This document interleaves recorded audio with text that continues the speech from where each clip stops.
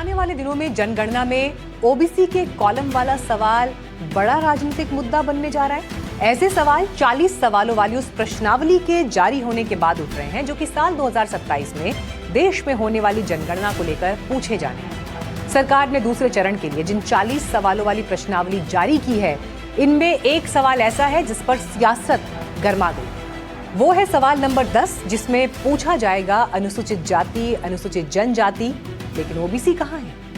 यही सवाल कांग्रेस सरकार से पूछ रही है। कांग्रेस का आरोप है कि जिस जाति जनगणना की मांग को लेकर विपक्ष बरसों से आवाज उठा रहा था, उसी में ओबीसी के लिए अलग कॉलम तक नहीं रखा गया।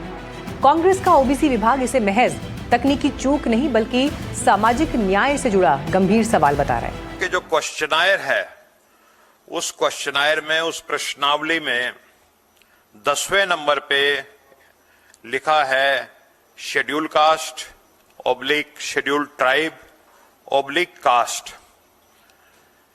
अब ये सिर्फ कास्ट लिखा है, इसमें ओबीसी श्रेणी नहीं लिखा, और ये एक बहुत बड़ी बात है।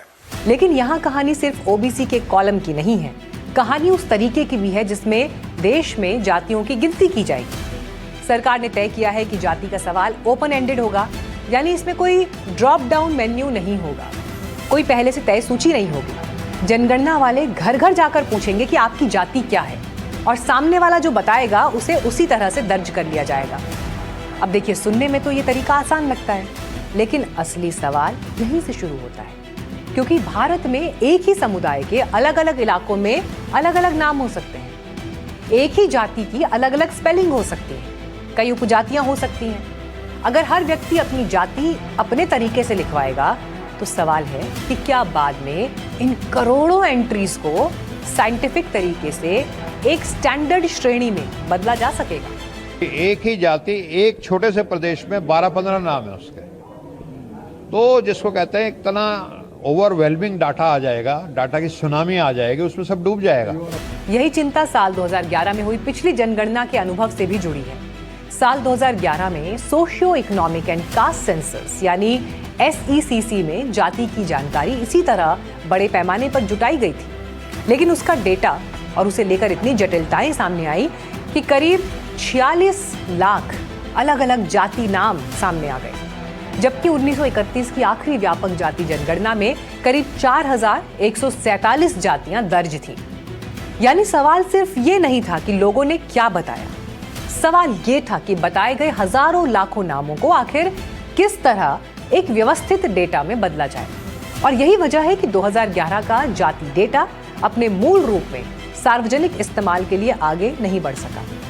अब सवाल ये उठाए जा रहे हैं कि 2027 में अगर वही तरीका दोबारा अपनाने का फैसला हुआ तो क्या इस बार तैयारी ज्यादा पुख्ता है?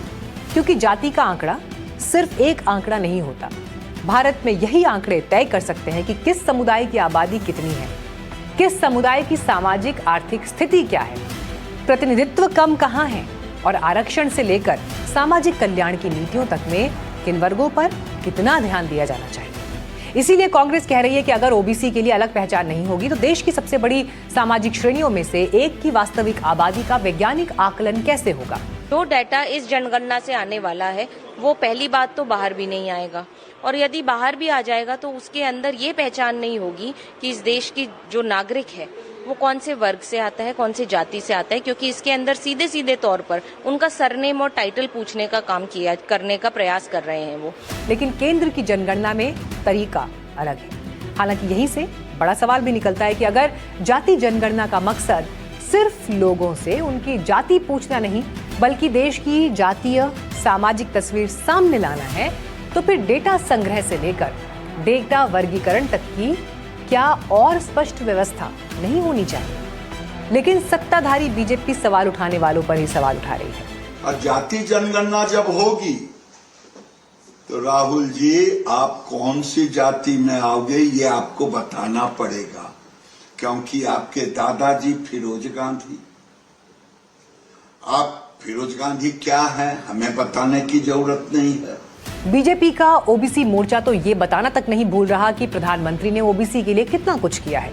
मोदी जी के नेतृत्व में ओबीसी समाज का जो उत्थान के लिए पिछड़ा वर्ग आयोग का संवैधानिक दर्जा देना नहीं, 27 ओबीसी समाज के नेताओं को मंत्रिमंडल में, केंद्र मंत्रिमंडल में भागीदार बनाया और अन्य क्षेत्रों में प्रधानमंत्री विश्वकर्मा हो, प्रधानमंत्री मत्स्य संपदा योजना हो, मोदी जी ने जो योजना बनाया है ये ओबीसी समाज के हित के लिए।